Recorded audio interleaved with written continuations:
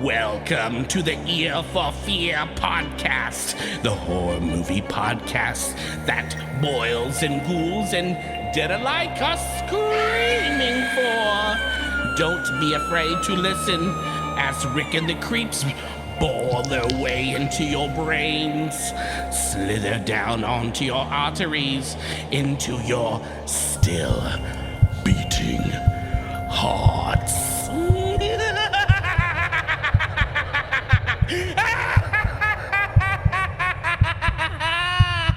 Hi, welcome to the Ear for Fear podcast. This is the podcast that talks about scary movies or movies trying to be scary.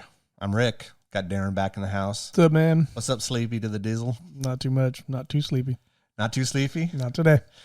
Today, man, you and I are going to be talking about, before I say the name, let's throw a little sound bite out there. They have opened the gate. Pray, it's not too late. The gate. 1987's Pray, The Gate. It's not too late. Who recommended this one? Did I recommend this I one? think you did. I did, yeah. I was going to say that. No, I did, man. Because I'm trying to redeem myself from beyond debacle. From the beyond pulls. Yeah, I think I recommended this one. I don't know why. I don't know. I just remember this movie. I enjoyed this movie. I remember seeing it in the movie theater. Oh, yeah. 1987, I would have been, 87, I've been 15. Probably. I wouldn't have been 16 yet. So spoilers. 15. Yeah, well, we haven't got into that yet. Yeah. But yeah, I guess, before we jump into it, I guess we could do full spoilers. 1, 2, spoilers coming for you. I'm positive I saw this at the theater once or twice. I'm just trying to remember where I was at 15. Because this came out in 87, so I wouldn't have been 16 yet. I would have been 15. And I'm trying to think in my head, was I still living in Reno? I was a senior in high school. So I want to say, 15 would have made me what? Maybe a sophomore? Yeah. I would have been in Reno. Okay. I saw this in Reno. All right. I saw this in Reno. And I think, I saw this in Reno. I hadn't moved back to Sac yet. I don't think that I saw this in the theater. I think that it was on VHS. On VHS? Mm-hmm. Oh, man. Yeah. At the old school, the VHS. I know. Is this Canadian? I don't know if this is Canadian. I don't know if they filmed it in Canada. I thought it was Canadian. I don't know. Maybe. Did it feel Canadian to you? No, it didn't feel Canadian, but then again, I've never really been to Canada, so I mean, I don't know. I know a lot of it felt like? What? It felt like a Steven Spielberg freaking neighborhood is what it felt like to me. It did feel like a Spielberg neighborhood. With some hints of Poltergeist, which is and Elm Spielberg. Street. Oh yeah, like the dream sequence. Oh, remember when right, he's yes. What's his name? His is it Terry, the little heavy metal friend? Yeah, that kid. It is funny because they made him seem like he was gonna be a nerd, and then he's all he's a metal man. I was kind of impressed with some of the stuff. I'm gonna just say though, as a metal guy, yeah, who had lived through all of that bullshit with Congress. Trying to vilify metal and that kind of irritated me, dude. Because he pulled out the album, and the album had all the devil incantations and all this shit, and then of course he played it backwards. I know, man, but I mean.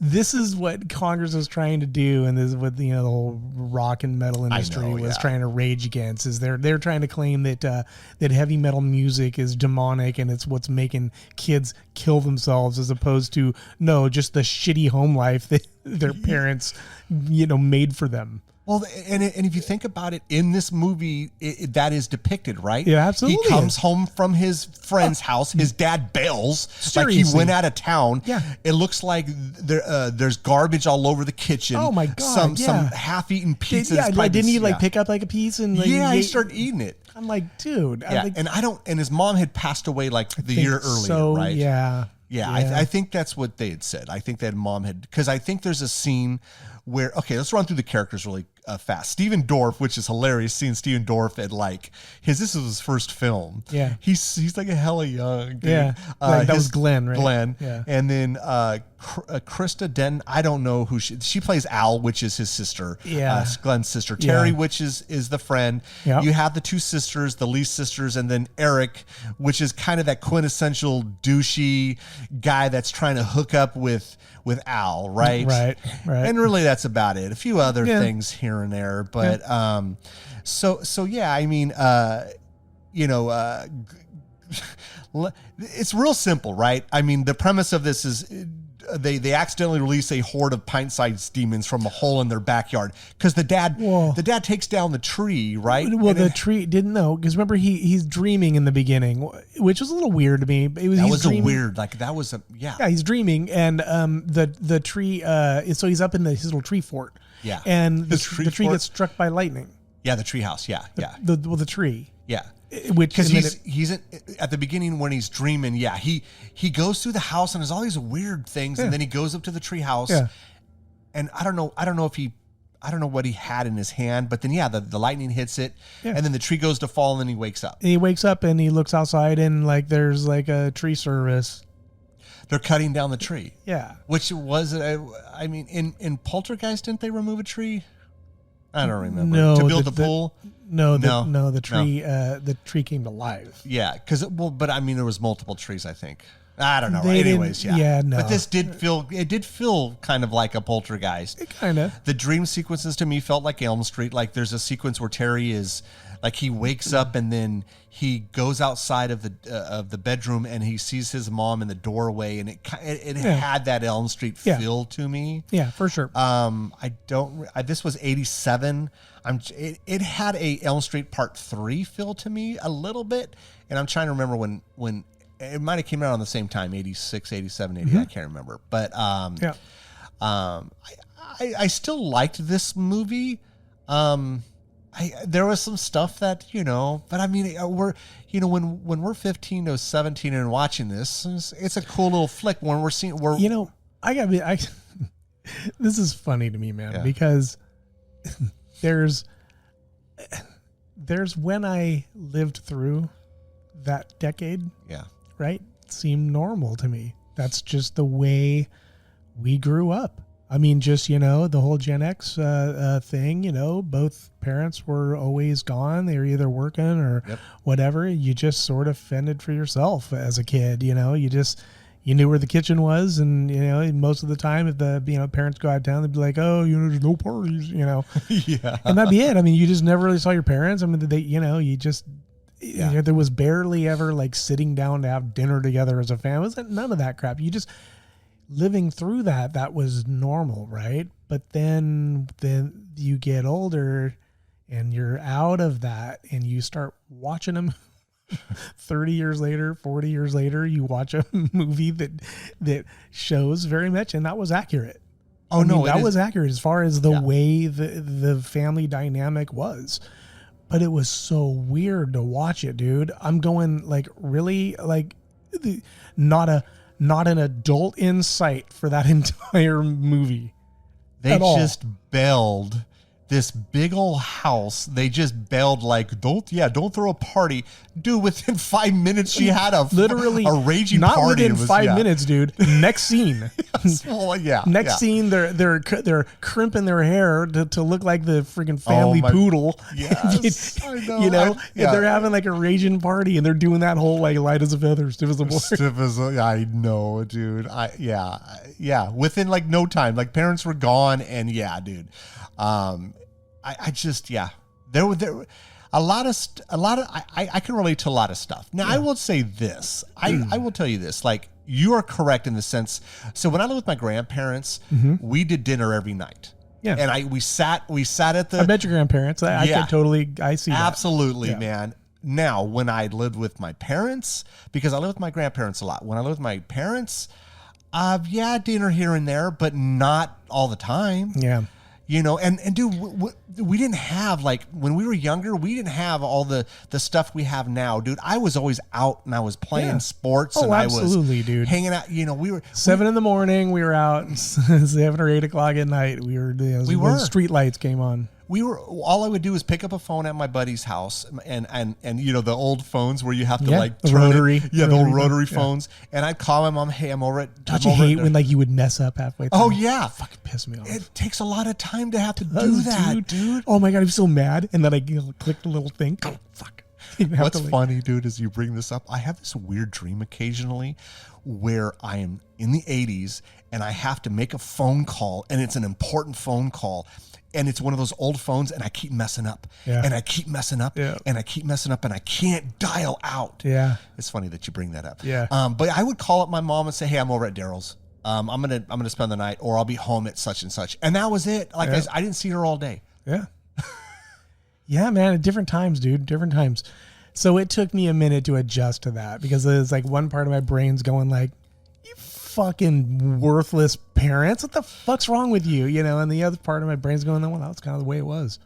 Kind of, you know, like if I were watching this in 1988, I'd be like, oh yeah. 87, 8. I mean, honestly, man, that's how, honestly, it's convenient for the sake of the movie, right? It's like, because I think that's when I did watch it. I think it was, you know, it probably took a while. Yeah. 89, I think it took a while for it to come out on. Yeah. I remember seeing it at the theater once or twice. And then I remember when it came out on VHS, immediately rented it when it came out. Because I remember liking it. I liked it. Yeah. I, you know, looking at it now, there's some cheesy stuff. But I mean, dude, it's the 80s for you, man. Yeah. There are still some effects here that are really good. I didn't quite understand the geodes. Like, I mean, I understand what a geode is. I didn't get the relevance of the geode and like why they were even there. Like, what's the connection between the geodes and demonic little? I don't know. Little demon sprites. Like, I don't know. What? So let me ask you this. So when the tree is removed. So the tree is removed. There's a big old hole, and then they find that rock. It's a geode. Yeah, the geode, and then they go to find another one. Yeah, and you know it's a bigger one, and they open it up, and this stuff comes out, and it's like okay, but it's like were demons down there the whole time underneath your tree? Dude, and it cracked me up how much smoke or steam came out of that thing, dude. I know. I'm like, you're huffing fucking geode fucking smoke. I know. With the quintessential 80s neon lights. Yeah, absolutely, dude. Yeah. I think it was pink or purple or something. Yeah, and I think it was a combination of the two. And I don't know, man. Like I feel there's, for the sake of the movie, it's convenient, right? There's demons and you've released them. Yeah. Like, what was that little, it wasn't an Etch-a-Sketch, but remember, what was that little toy that? Yeah, it's where you pull the. What is that I forget called? what those things were, but they were. I remember those. Yeah, I used to mess with them. And then boom. Yeah. So, so if I'm remembering right, didn't they say something in like some incantation in some other language? Because you don't do that shit. Man, who the fuck does that? Who? Dude, if weird shit is happening and there's another language, don't speak it. My God, man. Fuck, dude. The hell? Especially if anything, okay, Glenn seems to be kind of like he seems to be like that normal kid that he gets scared of stuff. Terry seems to be more experienced, and he's into this heavy metal shit and this demon stuff. Dude, you should know not to say. Seriously, nothing ever good comes from speaking Latin. I'm sorry, I'm just convinced at this point. That's why no one speaks Latin anymore, man. I'm telling you, right. Dude. It's a dead language. No, dude, yeah. Like, you never know who you're going to summon up. No, seriously, you're going to summon some weird merman thing that's going to... That's a merman thing. Oh, shit. What I like about this movie, though, it has all of those like kind of trope stuff, right? Like, especially from the 80s. When the demons were a big thing. Yeah. It's like, okay, the album backwards. Oh, Jesus. Did you ever do that? I could see you doing that. Yeah. In fact, I'll tell you this story, man. You know, because Led Zeppelin. Okay. Stairway to Heaven, that was like the big thing. You do that backwards at a certain point, and it's supposed to be like all like My Sweet Satan and all this stuff. I remember my uncle and I were sitting in his room, and we had been, experimenting, like doing that backwards. And, you could argue that maybe it sounds like it's saying "My Sweet Satan" and all this stuff, but I don't think it did, dude. I think it was just a bunch of, but I can understand at the very least why somebody might say that it sounds like that. Okay. So we had been doing that off and on all day. We finally, like later that evening, we're like laying on the bed, we're like chilling out, and we're like, let's just listen to it like normal, right? Yeah. So we start listening to it, dude. It was one of those old record players, dude. Okay. We're not talking digital. It's like it was old. Yeah. Okay. Middle of the song, dude. All of a sudden, what I can only describe as a CB radio. Oh.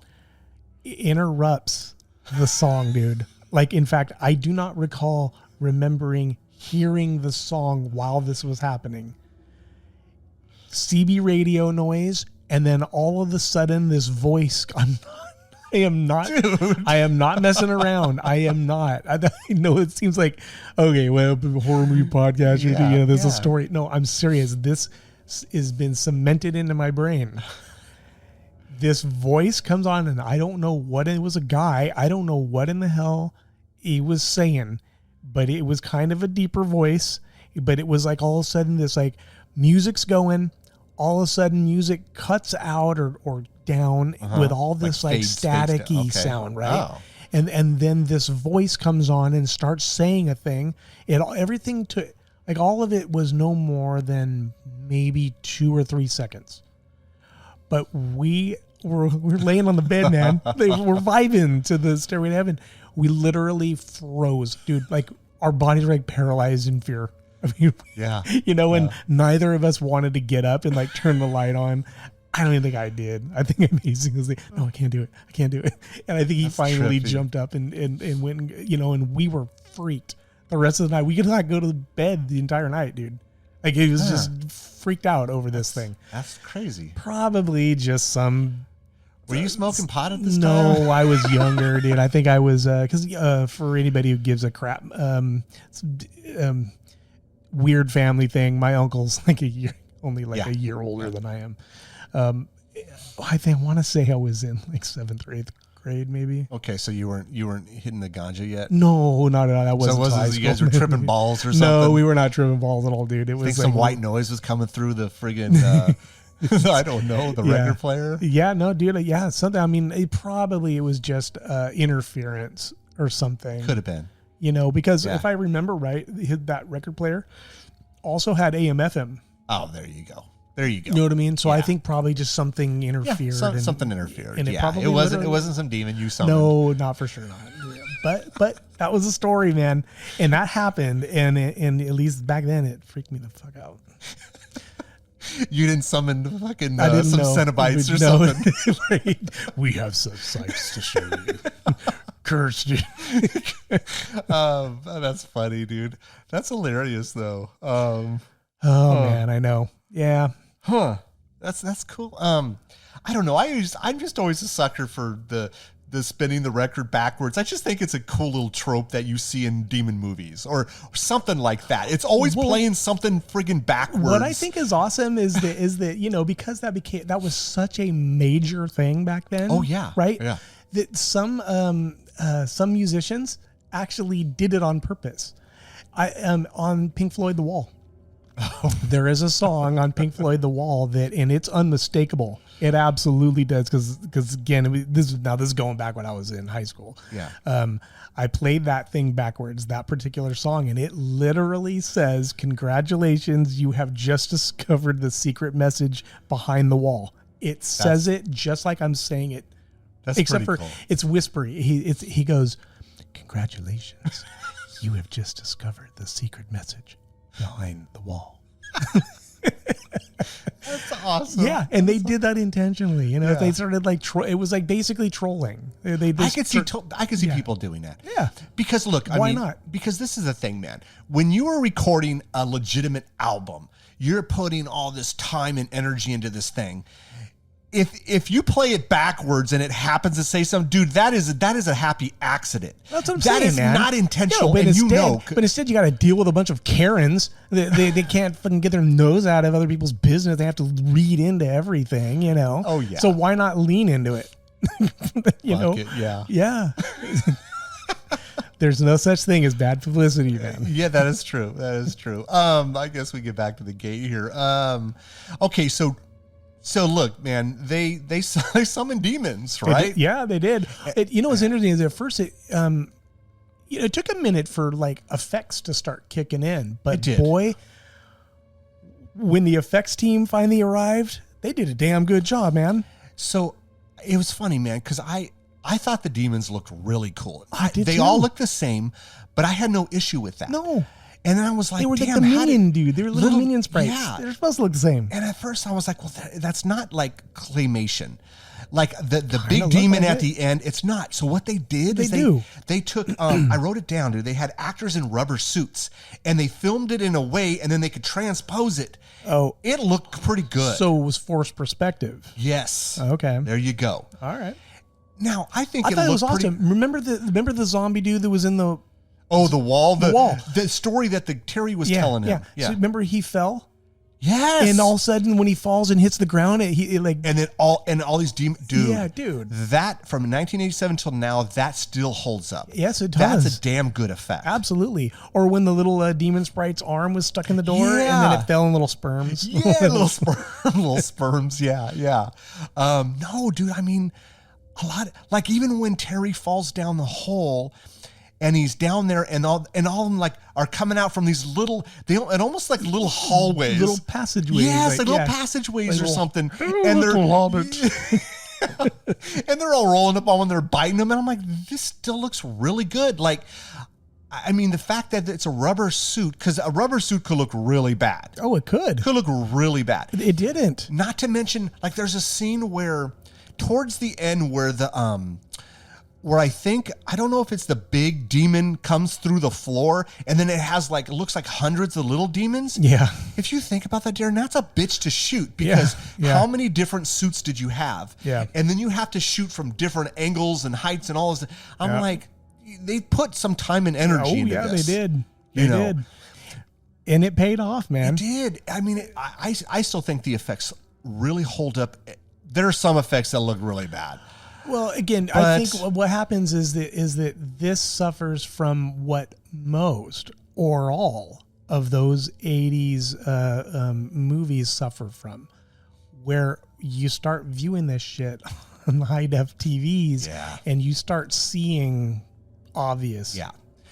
For me, the only thing I had an issue with was it was kind of like that, like animation. There was a few parts of the animation.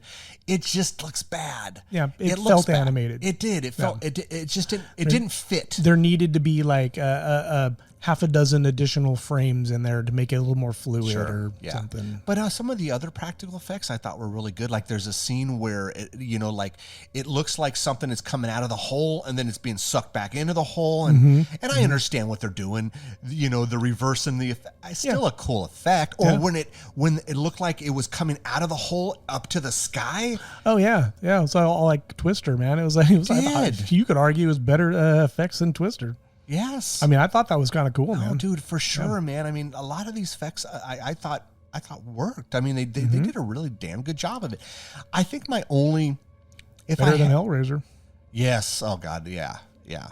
Well, I mean, I would say as a whole, I think the idea of Hellraiser, it's a great idea when they explore the background and the depths of the Cenobites and stuff. But... Clive Barker directing it for the first time, it just didn't work for me. Yeah.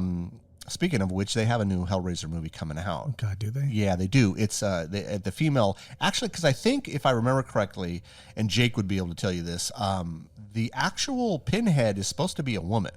I think, and I forget there's a name for her. You mean the mythos is supposed to be a woman, not because the actor wasn't.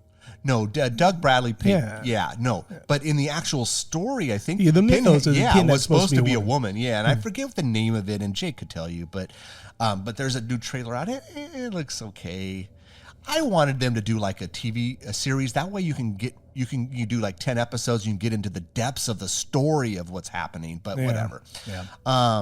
So the thing is with the gate that I had a little bit, not a huge issue, just a little bit of an issue, is it felt campy at times, which I am on board with. I love camp. You know this. Yeah. At other times it felt too serious. Like it didn't want to, it was going down two different roads. And I think that was my problem with it. I'm on board with the campy or I'm on board with the serious. Mm-hmm. But what parts seem serious to you? Okay. So the dream sequence with the mom felt kind of weird to me. It didn't, you know what I mean? Or the is that the one when the parents came home? No, not that sequence. I know what you're talking about. Yeah, when Terry when wakes she's up, at the door and she's all, come to me. Like, yes, that was weird to me. Like it didn't feel on the campy end of it. It felt more serious. Or when Terry and Al basically get taken by this guy in the wall and he's left to himself, and then the demon puts an eye on his hand and then he has to put glass through it. It didn't feel campy to me. It felt serious, like he's crying and I get the crying thing. Yeah. I would cry in that situation.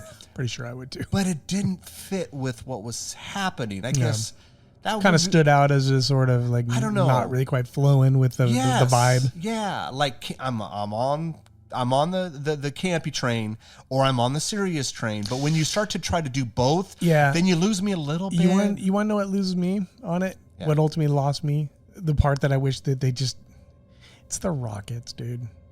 I just no. The rockets that didn't work for me, dude. No, didn't work for me. I get what they were doing because his sister is getting older, right? But they've done rockets for a while, but she's getting older and she wants to do teenage stuff, and that was their thing that it would kind of keep them to bond together. I totally understand that, and I'm totally on board that. Just don't use that as that's the way that you are going to destroy demons. Dude, it went into the main demon. It was kind of hokey. That was a hokey. That was part. dumb, dude. That was kind of.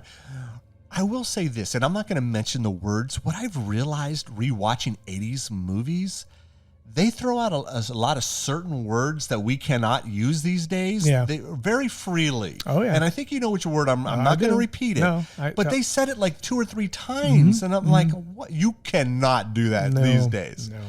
And so, but that's that time, you know, it was, I guess, more accepted and people could get away with it, but not nowadays. Yeah, man, I just, sorry, you are not going to close a gate and you are not going to get rid of demons by shooting a fucking rocket at it. I don't give a crap. You're not going to do it. This was an enormous demon, dude. Like the other demons were these tiny, I would say 6 to 8 inches tall. This demon had to have been like 15 feet high. They had to know how to pronounce Latin words in order to incantate that shit into existence, right? But all it takes is a fucking $3.99 fucking rocket. Well, to be fair, I think it would cost more than that because they kept making it sound like it was some big deal. It looked like some plain white rocket. That thing was fucking horrible. Dude, it was not cool. That thing was like if you're gonna make this rocket. Oh, really quick, Rick. You know what cracked me up? Batteries not included. Oh, yeah. When he pulled out the thing, he's all like, he hooks it up and he hits the thing, and I think it was the ignition is what that thing was. Yeah. He's like, what the fuck? And it's all batteries not. It had no batteries, dude. Yeah. Oh, to me, if you're gonna make okay, I agree with you. The rocket thing was dorky. But if you're going to make the rocket like a focal point, this thing better be this badass It better rocket. be bomb, dude. Yeah. Yeah, it looked like it was made out of freaking like an empty Styrofoam goddamn or something. Yeah, toilet paper roll, man. It looked like white styrofoam to me.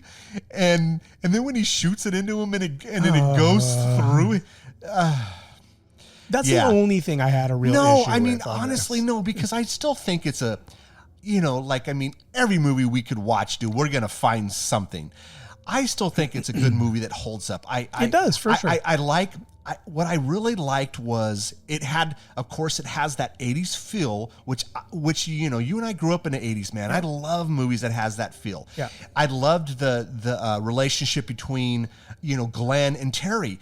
It seemed like they were very different, but the same, because I had friends like that where Like they might have been into heavy metal and I wasn't, but we were good friends, and so you can see that. Or his relationship with his sister, she's getting older, and I'm like, I'm trying to hang out with friends and I'm trying to get a boyfriend, but you're still my brother, and I still like the fact that she came home and they, and they bonded and they had a moment together, and you could tell there's this love, because in some of these movies you just don't see it. You don't. They try it out and it just doesn't work. Right. There was a good bond or a flow between them. That's what worked for me. Yeah. The sisters, those Lee sisters, they were just whatever, dude. They were just there. Yeah, whatever. What was the fact?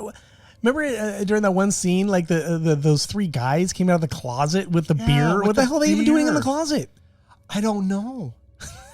Like, dude, that was what were they doing in the closet? What were they doing in the closet? I was weird to me. Like the dog stuff was weird to me. Oh, the dog stuff was a little uncomfortable. Well, like it was supposed to be, that was the sacrifice, right? There needed to be like a sacrifice of flesh or something to completely open the gate. Yeah. Right. So then the Glenn guy, Eric, Eric, which is the kind of the maybe the potential boyfriend. Yeah. He ends up putting it in the hole. That's when kind of That's right. He rolls up in his Trans Am. Was that a Trans Am? Yeah, it was a Trans Am. Oh my God. Yeah. And he throws it in the hole because everywhere else was closed. Yeah. And then of course, I don't know, man. There's all these different things, I guess, that happen. Summon the demons. I don't know. To me though, yes, you're right. A rocket shouldn't destroy the thing. Dude, I mean, look, it's fine. I mean, I just suspended belief. I just kind of rolled with it. It's like, okay, whatever. It's like, okay, if you're like how old was he? Which one? The kid? The young kid. Yeah. How Glenn, old was he? I would say he was 14, 15? 12? 12? Oh, I would 12. say maybe 10 to 12. Yeah, you're probably right. So you're a 12-year-old kid, right? What's 12-year-old kid gonna, rocket. Yeah, that's rocket. using rocket. That'll take care of the problem.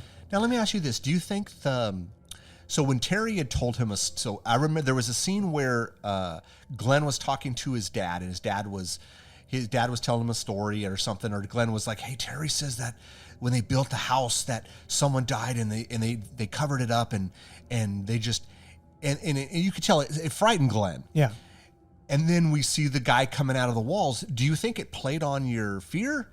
The demons somehow could get into your head and play on your fear. And 100%. I don't think that story was a story. I think that was just a bunch of hogwash bullshit. Yeah. Just a story, just because they were doing their little ghost story things when they said that.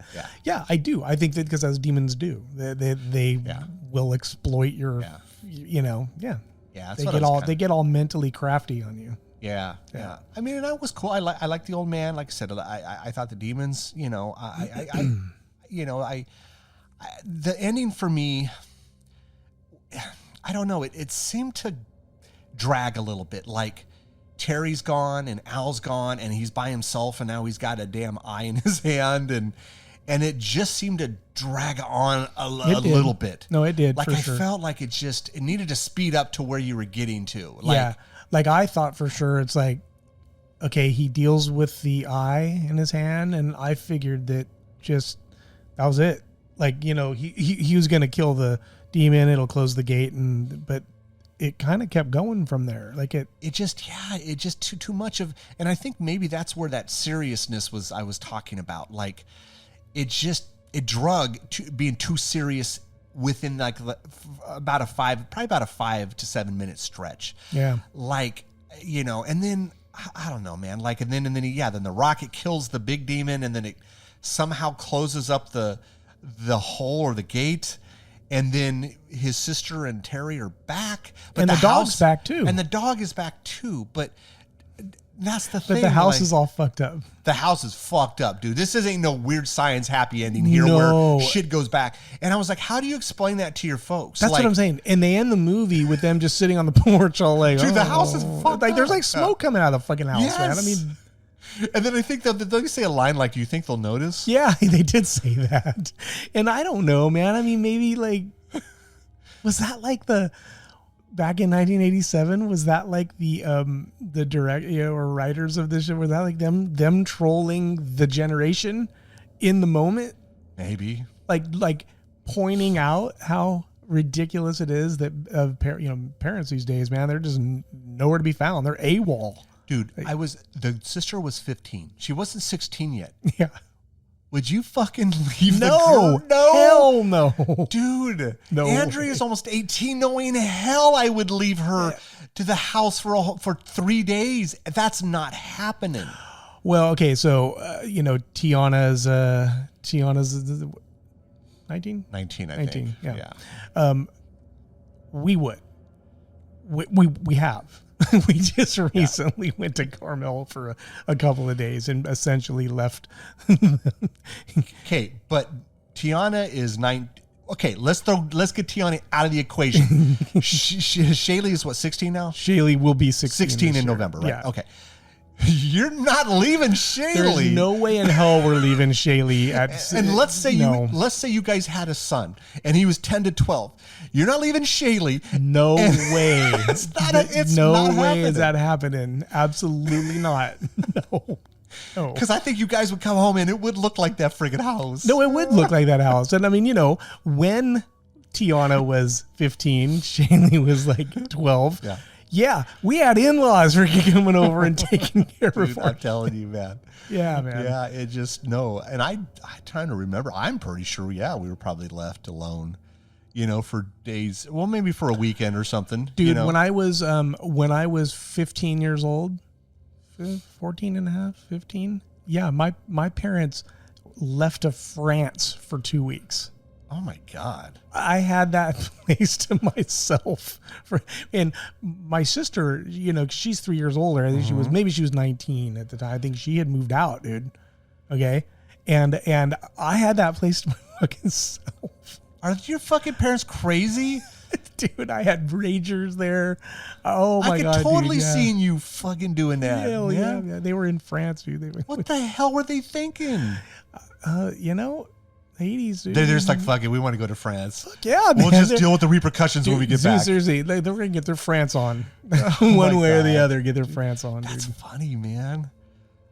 Just now, it's just so different nowadays. No way. I mean, I just remember like a couple of nights here and there, a couple of days here and there, my sister kind of, showing up just to, I don't know, tick off the box that she actually looked in on me. Yeah. I remember my grandparents would leave, and when I lived with them, like they would leave for a weekend, and my uncle Glenn would, and Glenn is probably about 5 or 6 years, maybe 5 to 7 years older than me, but I remember being there, and then he'd have freaking people over, man. Yeah, and dude, I remember one night I had a friend named Sebastian, kind of a funny name, but I had a friend named Sebastian. He was over, sitting in the living room.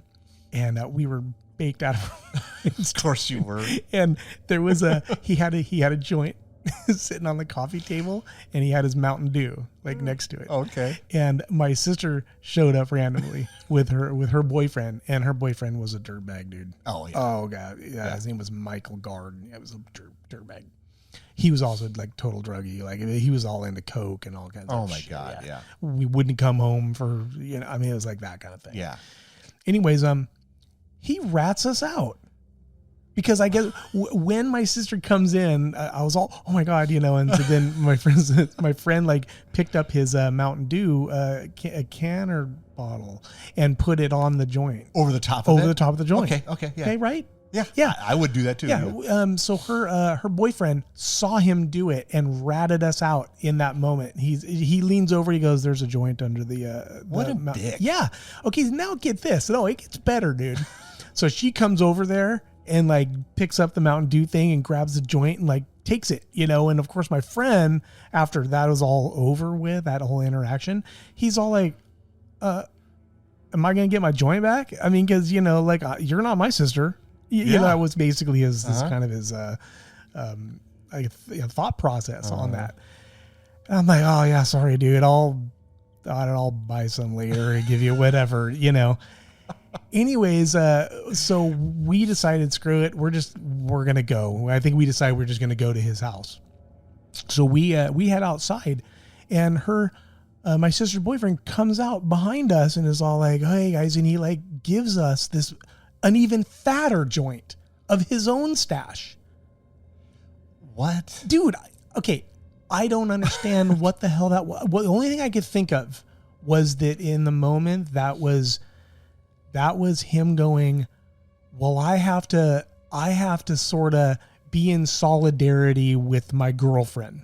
Okay. To score points with the girlfriend, right? To be able, or something. Sure. But yet, but I'm also empathizing with the situation, so then I'm going to go ahead and make it right and get, I don't know, it's some weird. Give you it turned out his pot was so much better. it worked out. Oh, way better, It was dude. way Yeah, better. we totally we got over to Sebastian's house. We lit that thing up. We were like, holy crap.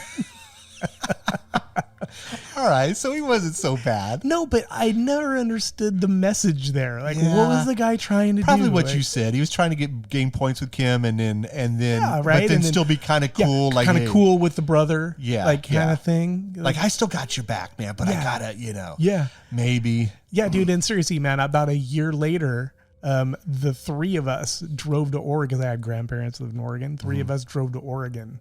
Okay, and me and him had to sleep in a just a different room because my grandpa's old school. Sure, yeah. yeah. And he brought all kinds of pot, dude. And we sat there and got baked in that freaking room almost every single night, blowing smoke into the pillowcase. Oh my god, dude, Yeah, I don't know. Anyways, you're such a pothead. well then, now No, I'm just, I know you're now not. I'm just old and boring. Yeah, that's kind of me too. That's hilarious. Anyways, I didn't mean to get on that tangent. No, but yeah, dude. I mean, but parents in the '80s, man, they just did. Yeah. They just AWOL, man. And that's what happened with these parents. They were just ghosts, nowhere to be found, not a damn parent in sight. Very, very true, man. Very true. Very different than it is these days. That's for sure. What other stuff? Any other stuff? That maybe jumped out at you? Maybe that that we haven't talked about. I'm trying to think of the party was whatever. It was, like you said, he levitated, hit the, Yeah. it was whatever. It was the typical, Yeah. nothing really. I'm trying to think of any other parts. I'm trying to remember too, and I don't. I think for the most part, people get the gist of it. Big hole, summon demons, demons fuck up the house. Semi-happy ending, I guess. Until parents come home and lose their shit. Yeah, man, I don't know. Maybe they take it in stride and they just be like, "Oh, you two better not do that again." You think? I don't think so. Because there's a part where the window breaks and Al goes, You know what I didn't? I'm sorry. Yeah. The one thing that did irritate me is that the dad basically grounded him in the beginning of the movie. he did. For what? For opening? Nothing. I think it was because he dug up the hole. So remember, okay. Oh, so he did say, they I put expect sod? you to fill. Yeah, Yeah. because they had put okay. sod over that hole. Okay, now it makes sense. And then sense. they dug it okay, up. I didn't catch that part, Yeah. dude, because I'm going like, the hell you grounding this kid for? We're out, but by the way, you're grounded. I probably would have done that too. Yeah. We had brand new sod, put down, and you dug that shit up. And I would have grounded him. What's the point in grounding? They're not even going to be there to that's enforce the it. thing. What the hell's the point? Yeah. Dude, it makes no fucking sense. I'm trying to think of this, and I know I'm and it's stupid to think this way, but I'm trying to put myself in the kids' shoes in 1987. Look, we've survived. We closed the gate for these demons and all this other shit, and we fucked up the house. Mom and Dad come home.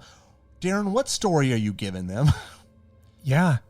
Dude. So I know this is going to sound crazy, but yeah, we fucking summoned demons and they fucked the house up. Yeah, dude, the parents are not going to fucking believe that.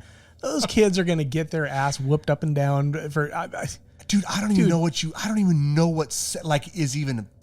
what excuse could you give them that somehow gets you out of trouble? Okay, now this is the extent of the damage we're talking about here, because obviously, unlike say in Weird Science where shit just went back to normal, that didn't happen. Okay. A giant 60-foot demon came crashing out of the floor sub-level. Okay. And I mean, that whole house is I mean, dude, fucked, you're dude. talking about reconstructive surgery on that house. Yes. You weren't talking about just Dude, that is get a full few, remodel, man. Oh, dude, more. Yeah. I mean, I think it's a structural problem. That's what I think. I think so. I'm talking like engineers up in this motherfucker trying to. That's what I'm thinking. I guess. I mean, I don't know what you say. I don't know what you say to them. Like, I don't know. You know, they're not going to believe any demon shit. So that they're not believing that. It seemed like a long ass weekend too. It did. Well, what's funny is they said 3 days, but it seemed like after 1 day the parents were coming home. But then it didn't make sense in the scheme of things as to the time frame. It's kind of weird. It's whatever. Like the timing scene. Yeah. Kind of. I mean, but as a whole, like, man, I still found enjoyment. I found myself watching this because I watched it last night. And I'm like, and I remember seeing this in the theater and kind of like reminiscing of the 80s. And because I do that a lot. Yeah. And remembering the good times and stuff and seeing this and this is still a really good movie. I think it still holds up. I think the effects are still really good. Yeah. For the most part, not all of them, but for the most part, acting is really good. I mean, hell, Steven Dorff went on to do a lot of stuff over the years. I would say that I'd say a good solid 80% of the effects still hold up. They do. Yeah. Yeah, a few things here and there, but for the most part, I think it's a very good movie. I would absolutely recommend it to people who have never seen it. Yeah, it is your typical mid to late 80s horror movie, But yeah, I mean, I still like this movie, man. Yeah, and all of these little things that we're picking at aside, I'm actually just I didn't mind them so much. I mean, like, it wouldn't prevent me from watching this shit again. Like, I wouldn't do it like tomorrow. I just watched it, but I could see myself in 3 or 6 months from now, whatever, going, oh, Shaylee, why don't you check out The Gate with me? I have no problem with it. She would just get a kick out of it too, because she's seen enough 80s horror. She knows all the the sort of things with it. I'm just cracking up pointing out all these stupid. Just making me that's laugh. but see, I'll tell you, man, that's what I think I enjoy when we go down some rabbit holes with stuff, and then it leads to a story that leads to a story, something that we did or we went through, and I think that's what I enjoy, and I hope other people get enjoyment at it. If they don't, oh well, then we're just whatever, rambling. man. I enjoyed it. I enjoy it, and we ramble. It's not like, this is the thing, man. This is what's hilarious is, we ramble whether we're recording or not. We're just not recording. So dude, I'm not joking with you. I'm not joking. Like I want to say it was like 3 months later, I got my license. Okay. And I got myself, my dad got me a car. He got me like a 1970 Torino. It was a big old boat. It's like a 4-wheel boat. Yeah. Those are big. The old lady even had it, it needed a paint job, but he barely really checked out the motor. It was running. It ran great when I had it, but I only had the car for couple of months, and then I think the timing chain broke or shit on it. But anyways, prior to that, I had this like BMX bike. That's what I did. I just rode around the neighborhood all stoned with my long hair with the BMX bike. I gave that bike to Sebastian because I had a car now. I'm going like, no, I don't need that anymore. I got a car, And I was driving down. I want to say this maybe two weeks later. I was driving down Florin Road, maybe, and Florin Road. And I see this guy riding on a bike, and he's got a hold of another bike, and he's basically riding along with it down Florin Road, dude. And it was my BMX bike. So I turned around because first I'm going like, is that it? I mean, I don't want to just pull over and scare the shit out of somebody in case it's not, Yeah.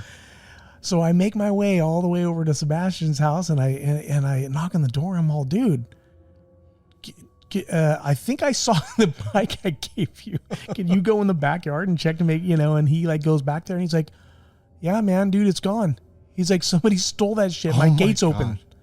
I'm like, that's so funny. The gate's open. Yeah, the gate's open. I see how you did that. That's awesome. No, I didn't even mean to do that. But that was a good little play there, man.